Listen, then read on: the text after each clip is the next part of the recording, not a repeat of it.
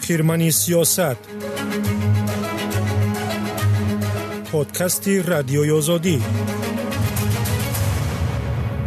حرکت ممنوع طالبان، دوست، دشمن یا هر دو. پادکست رادیوی آزادی رو میشنوید و من خورسند خرموف هستم.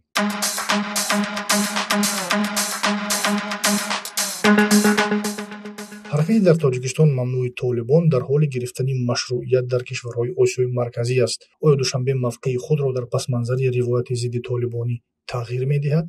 قرقیزستان هم به عنوان یک کشور آسیای مرکزی طالبان را از فهرست تشکیلات‌های ممنوع خارج کرد. این تصمیم با هدف تقویت ثبات منطقوی و حمایت گفتگو گرفته شد. جمهوری قرقیزستان به حمایت از تلاش‌های جامعه جهانی با هدف تضمین یک محیط باثبات و صلح‌آمیز در افغانستان و در کل منطقه پایبند است، گفته شده است در بیانیه وزارت کارهای خارجی این کشور. نهاد امور خارجه طالبان نیز این اقدام را ستود و از آن استقبال کرد. سیاستشناس تاجیک شرلی رضاییان در تلگرام کانال خود می‌نویسد کشورهای منطقه از فرمول بین المللی اعتراف نمی‌کنیم اما همکاری می‌کنیم استفاده می‌کنند. چون این مناسبت با تشکیلات تروریستی که امروز حکومت را در افغانستان در دست گرفته است در آینده درازمدت پیامدی منفی دارد. به نظر می‌رسد امروز نه همه از این چیز نگرانند. آنها به این چیز اهمیت قائل نیستند که در پیش چشم مردم خود روایت مبارزه با افراطگرایی و تروریسم را که سالهای برای ایجاد آن تلاش کردند از بین میبرند، می‌نویسد رضاییان. دوشنبه حداقل در سطح رسمی آخرین پایتخت در آسیای مرکزی است که مخالف بیرون کردن طالبان از فهرست تشکیلات‌های تروریستی است.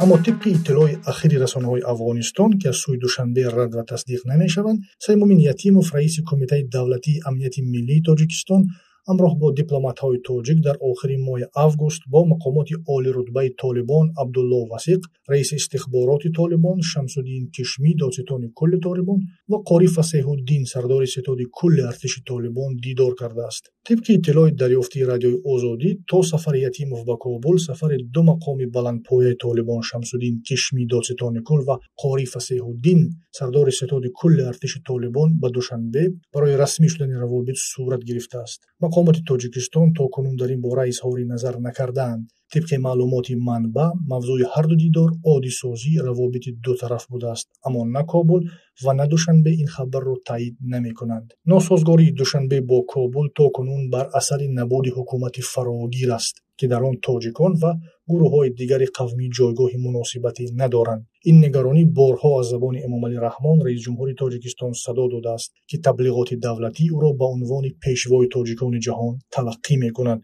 احتمالاً با این و چند سبب دیگر دوشنبه آشکارا از حرکت ضد طالبانی با رهبری احمد مسعود حمایت می‌کند، از جمله در نگاه داشتن سفارت افغانستان در دوشنبه. از سوی دیگر حکومت تاجیکستان با حکومت طالبان همکاری اقتصادی دارد، از جمله صادرات برق به افغانستان، باز کردن بازارهای مرزی و طبق خبرهای گوناگون گفت و شنیدهای مخفی با هدف از بین بردن گروه‌های در قلمرو افغانستان که در تاجیکستان به عنوان تروریستی اعتراف شدند.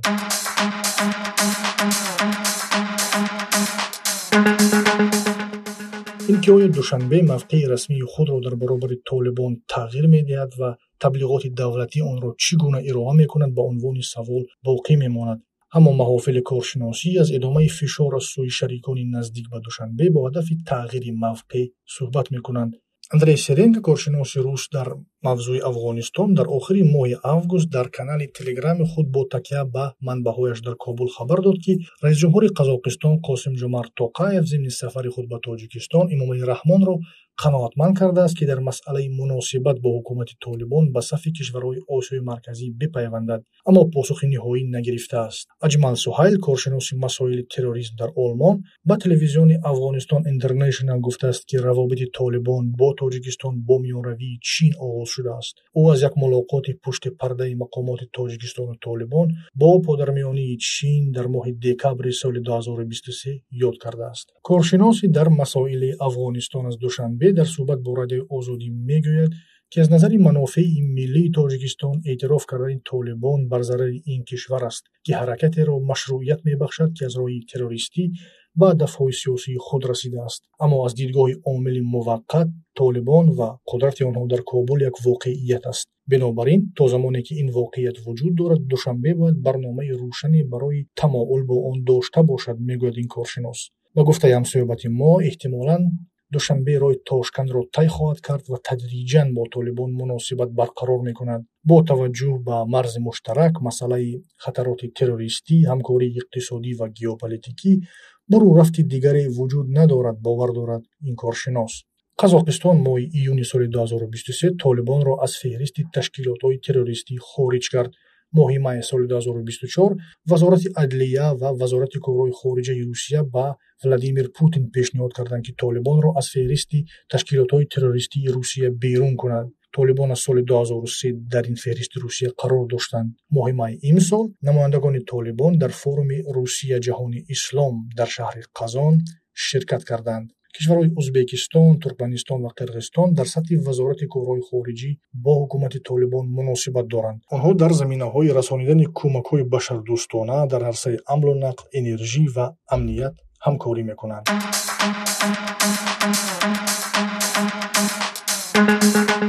این بود پادکست رادیوی آزادی و من خورسند خورمم. در راه هستید مهمانی یا در جای کار علاجه خواندن ندارید، امکان دیدن هم پادکست رادیوی آزادی را بشنوید. نقل گوشکی تنها برای شما در وقت دلخواه و جای دلخواه.